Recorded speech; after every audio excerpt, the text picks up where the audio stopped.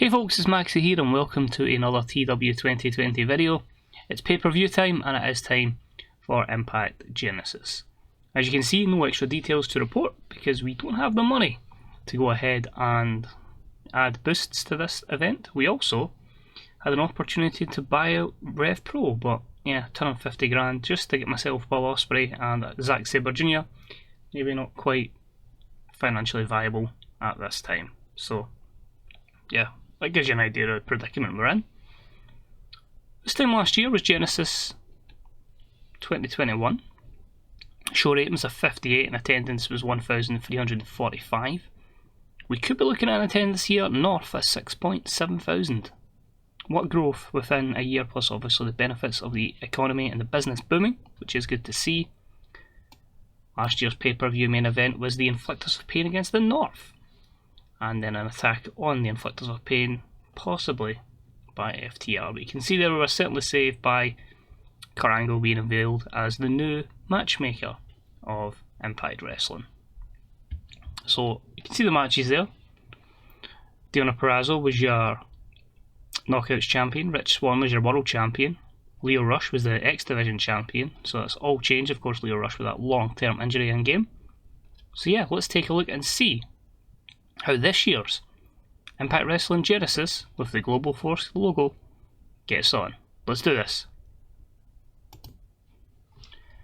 So we are at the Davey Whitney Complex and we have 6,663 fans in attendance for tonight's pay-per-view, a record attendance for the save so far. We start the show with our hype promo package, highlighting our main event, the rematch between Ronda Rousey and Thunder Rosa, which gave us a very good 77 record rating to start the show, which is good. We were obviously discussing what we're going to make the stipulation. So obviously this promo package highlights what they've basically said over the last couple of weeks. And then the social media exclusive, where it was confirmed that due to them being unable to determine a stipulation to have just pinfall or submission, that they're going to have a cage match. So they can still have, of course, someone escaping the cage, but very difficult. So pinfall, submission, all that will be the stipulation. So that's your main event for this evening. Hopefully these two deliver, as always.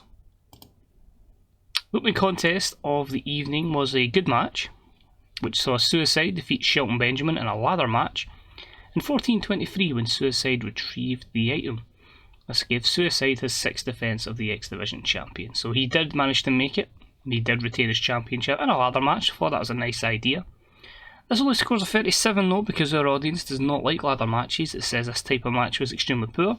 I did get a warning from my road agent, but I just decided to go ahead with it because, as I say, ladder matches is still something you would see occasionally in the X Division. So Suicide with a big victory over Shelton Benjamin as the X Division continues to get stacked. Because after it, we have a returning couple of guys. So Suicide is attacked by Shelton out of nowhere. Low-key returns, they being the martial artist gimmick, and he decides to jump in and help Shelton Benjamin beat down Suicide when it's another former X Division and Impact Wrestling star, Frankie Kazarian, who comes in, fights them both off, and saves Suicide from a serious beating. So a 47 here. Now, a lot of the time when I do make debuts, it has predominantly been younger wrestlers to give them an opportunity. But I do feel you need that bland mix of experience as well that can hopefully help develop their attributes and the psychology aspect of it.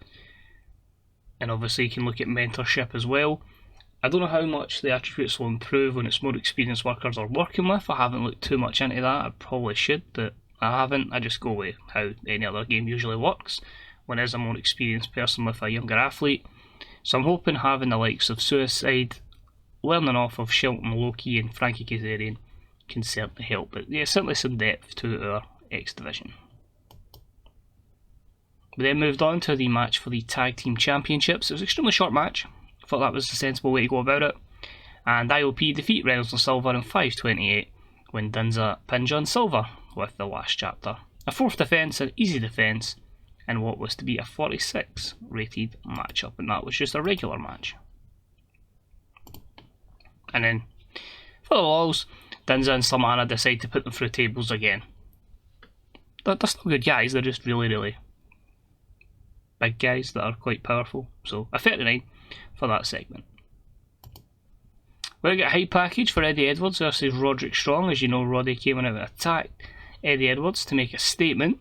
Let's get a 50 package, and Eddie Edwards just basically saying this is his time for revenge. Roddy just saying he's just here to show that he is the best in the world and will take out anyone that tries to stand in his way. Simple and effective promo there. And this was about that. Superb wrestling and great heat as I expected. And I gave him a lot of time, which Roderick Strong defeats Eddie Edwards in 23-39 with a super double knee gutbuster. 64, great from these two. I thought they would deliver. Roddy is probably going to go quite up to the top, I think. Whether he'll be a world champion, I don't know, but it'll be close anyway. But I just feel like these two would put a good match up. Shame that it's always Eddie that seems to be putting people over. I suppose it should be a compliment that he's good at, as I say, being over, being talented. But we obviously have to push Roderick Strong. Then had a promo from All Eagle, Ethan Page, on Chad Betts. He says, oh, you know, Chad Betts thinks he can come in here and steal Ethan Page's spotlight. Well, that's not going to happen. Ethan Page has aspirations to become a world champion, and defeating Chad Betts is another step on the way to doing that. So 65, and that will show they shouldn't interrupt Ethan Page's promo time. These two had a really, really good match as well, it must be said. Superb wrestling, great heat. All Eagle Ethan Page defeats Chad Betts in 14-23 by pinfall illegally using the ropes for leverage. A 65, delighted. 69 from Betts, 59 from Ethan Page. As I said, these kind of matches can highlight that someone can go from that mid-card straight to the main event like that. If only I could click my fingers. Moving along, we then had the match for the Television Championship. A superb matchup. Claudio Castagnoli does defeat Moose, but it is by count out after 14 minutes because Moose decided he wanted nothing else to do with Claudio Castagnoli. So this was the sensible way to have Claudio continue his winning streak and for Moose not to lose the championship. So cheap way out, but sometimes you need it. 64, Claudio with a 65 performance and Moose with a 59. Again highlighting if these are at the same level, which could be good when we get to medium and we can start breaking out a little bit. So happy with that. Next up, we had a matchup between Richard Holiday and Sami Callihan. It was a good matchup, and Richard Holiday picks up the win in 13-33 with the market crash, but this was due to interference from Johnny Dangle, who cost Sami Callihan. So this one only was a 51. Sami Callihan was a bit reluctant to put over Richard Holiday, but I felt like it was the right thing to do to put over the younger star, and you get your running for Johnny Dangle, who of course can't interfere in the main event. So good win there. Good performances, 59 of 50, showing that Holiday's not too far off the main event himself. And after the matchup, both of them beat down Sami Callihan. Simple, effective, 48 segment. On to the next. That was Ace Austin cutting his promo on Jeff Hardy, and he says this is the night where everyone will remember Ace Austin, and this will propel him into a position to challenge for that world championship again. He says he just needs to keep getting into that position, and he's going to do whatever it takes, stoop to any level that he can to make a name for himself and just to, be the man basically. 72. Their matchup, exceptional. Jeff Hardy defeats Ace Austin in 14:07 with a swanton bomb. 67. I think you've got to protect the main guy, Jeff Hardy. I can't just have him losing matches straight away. There has got to be an element of Jeff is. This company's going to be built around him just now, and then eventually one day that will be Ace Austin. But great from both. Great match rating. Probably should have main evented, but there's still 2 more matches to go, so awesome work there. That's because our co-main event is for the World Championship. We have EC3 saying that this is his time, this is his moment, this is the time his money goes up, his popularity and fame gain, and he becomes the man again. And that's a 54 as he's about to take on Fenix. And they actually over-deliver. I didn't think they'd be that great, but yeah, they probably could have main evented as well. Bout that had superb wrestling and great heat, and Fenix defeats EC3 in 22:05 with a Meteora, giving him his 4th defence of the World Championship. So another stellar match. I just felt like at this moment in time it's better to keep the belt on Fenix and just have a kick-ass matches to ensure we get to medium. Which leads to our main event, an exceptional matchup. Ronda Rousey defeats Thunder Rosa in a cage match in 2050 when Ronda Rousey escapes the cage. Ronda makes her second defence of the Knockouts Championship. These both ladies deliver a stellar 71 performance. 58 for Thunder Rosa, 78 for Ronda Rousey. As you probably noticed, Thunder Rosa never got pinned or submitted once more. So in the end, that gives us a 69, which increases our popularity in 56 regions. That's the perfect kind of level we're looking at just now, as long as we get that 56, including our home area, which will get closer to 59. And our production values, obviously we still can't afford that. We'll see how that works out once we get to the next tapings. But yeah, that is all good, as Daniel Ricciardo would say. Perfect, happy with that one. As I say, you get the perfect level there. We just need to just keep it up, and I feel like we're at a good position where we can rotate our main event guys, and in the Knockouts division just keep giving Ronda Rosa Thunder Rosa basically. But of course they'll not have many 2 matches ahead together before it starts getting into repetitive booking, so that is something we'll have to look at. But we'll see once we get back to the main screen how we are looking financially, and if we can possibly lose the other production penalty. So we're getting Elias signing a new contract in WWE. We're also getting Mark Quinn signing one in AEW. We've got new champions in WWE, which is Sasha Banks and somebody else as the Golden Role Models. I'm assuming that'll be Bayley. Our show was awesome, and Bray Wyatt's turned babyface. Adam Forstall is going to actually, I'm going to let him go, I think. I'm actually starting to release a lot of people. So Falabaz going. There was a knockout that's going to go, and I'm going to review her and probably bring her back. Mystique, that's one as well. So there's a few that have signed through the contracts. There's a lot that are going.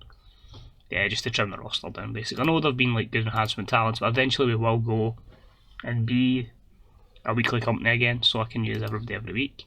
113,000, no, 114,000 viewed the show. No pay-per-view buys, it's literally just making sure people watch it in Impact Plus to get the money off of that. But at the moment, I'm not too worried about the pay-per-view kind of thing, because we can't get any bigger with that, and we're making our money basically through the attendances. So finances, at the moment we're 136,000 up this month, as you can see there. Effectively all that money is our ticket money, so the pay-per-view has made it. Of course we still need to lose miscellaneous and tax, so we won't be as healthy. But you can see from last month, ticket sales are up. Sponsorship will probably go up because I still got one more to go. Same with merch. The big gainer there is broadcast revenue. That's up 50,000, I think. Yeah, 53,000 roughly. So that's fantastic. But I say we'll probably drop to just over $1 million. But yeah, good to know that we're back on the right side. Build it up a little bit, maybe about 1.5, and then we'll start putting those production values up. So I'm trying to think, even if I put the production values up, would the weekly taping and attendance help us gain profit? I think we'll probably just still wait for the summer. So last thing I want to check is just the size, and the 56 gain, perfect, we get the point we needed.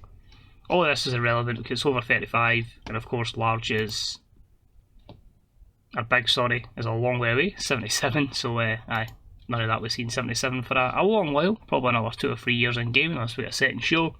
But in terms of getting to medium, just 3 points away. I can almost reach it. So we are hoping to target, if the 3 pay-per-views are successful, we should be medium by June. So that's it for this episode. Thank you very much for watching. I hope you enjoyed it. Let us know what you think of the plans could be going forward into the next event, which will be the Tag Team World Cup. So we'll have a lot of tag team stuff over the next couple of episodes. And after that, we move on to Rebellion. So until then, thanks for watching, take it easy, see you soon, bye bye.